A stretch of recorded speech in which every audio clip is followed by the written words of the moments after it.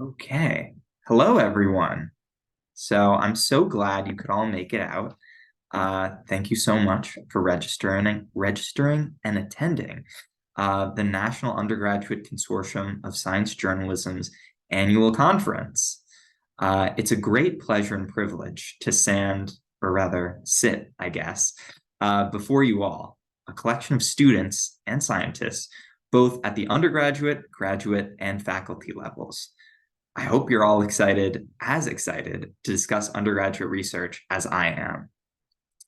Personally, I see this conference as a testament to our collective dedication not only to science, but to pushing the envelope on student work in scientific fields. Too often, I think students are racked with fear at the research process. Many are fearful of their impact, or perceived lack thereof, on scientific communities, and the incredible amount of time dedicated to pursuing a research question, or really any research topic. Now, I promise I'm not about to say the research doesn't require an incredible amount of dedication, both in terms of time and effort, nor am I about to claim that I haven't been fearful of my own research become lost in a sea of submissions, manuscripts. What I am saying, however, is that being at this conference says something about you. I believe your attendance is an affirmation of the research process and perhaps the pursuit of scientific knowledge in general among students and educators. The theme of this year's conference is twofold, both to better understand undergraduate research journals, or URJs, as you may hear throughout the day, as well as understand science journalism beyond your undergraduate years. These are the two topics that you'll see in both of our breakout rooms throughout the day. Perhaps it is presumptuous of me to say, but I truly believe that you are all here because of the value you place on research, whether it is the work you're currently doing that you hope to improve, or the work that you hope to do in the future, which you want to prepare for. But of course, research is not a solitary endeavor. Research thrives on collaboration of ideas and the exchange of knowledge.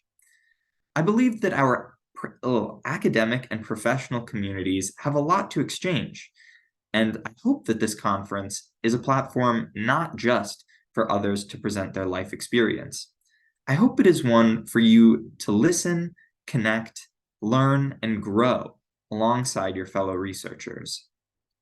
That's why this year we wanted to put a specific emphasis on interactivity, more so than in previous conferences. We will be having multiple workshops, and of course, our journal fair, where students from all across the country can learn from each other and exchange how they operate and perhaps answer each other's questions on how to improve their own processes. Throughout these sessions, I hope you embrace the spirit of connectivity and an emphasis on interactivity. I hope you are fully engaged in our thought-provoking discussions, and I hope you're not afraid to share your own insights as well. Please be open to new perspectives and challenge your own assumptions when necessary. I'm sure as researchers, you should be familiar with the notion of opening up yourself to new ideas. I think oftentimes moments of doubt are those that provide the most profound discoveries. Before I close and we start heading into the actual research conference, I want to dedicate the rest of my time in our opening address to looking at the agenda of our sessions that we have planned for today. So if you'll just give me 1 second.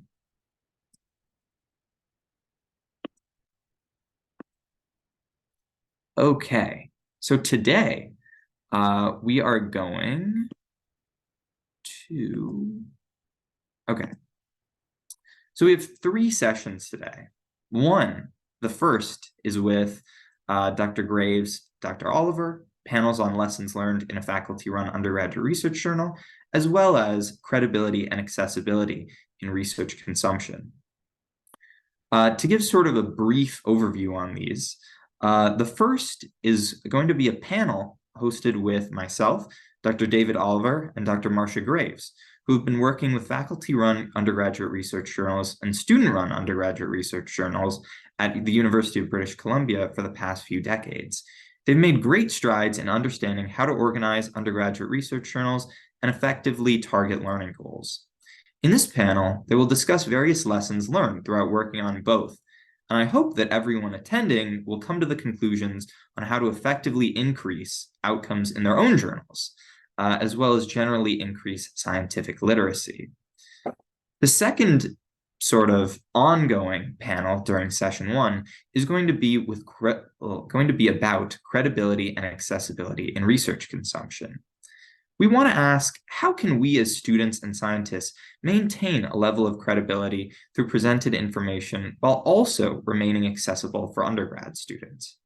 This panel seeks to answer those questions at the heart of undergraduate research. In addition, we will discuss how undergraduates can make informed conclusions about scientific literature in both their own research and in the publication process for undergraduate journals. Panelists will include Claudia Willems from SEL, Mary Beth Terry from Columbia University, Carly Goldstein from Brown University, and Abba Greenleaf from Columbia University. After session 1, we're going to be holding both our lunch break, first of all, as well as our journal fair afterwards. During the journal fair, you'll all be able to, as I said before, talk amongst other research journals and representatives from those journals, and hopefully learn about how to improve your own journal's operating processes. After the journal fair is over, we're going to be getting into session 2, which will consist of both a workshop as well as another panel. The workshop will be hosted by myself, as well as Drs. Jorge Santiago Viles and Crimo Bocreta, both from the University of Pennsylvania. This workshop is essentially targeted at getting students started on their undergraduate-driven study on their research journal.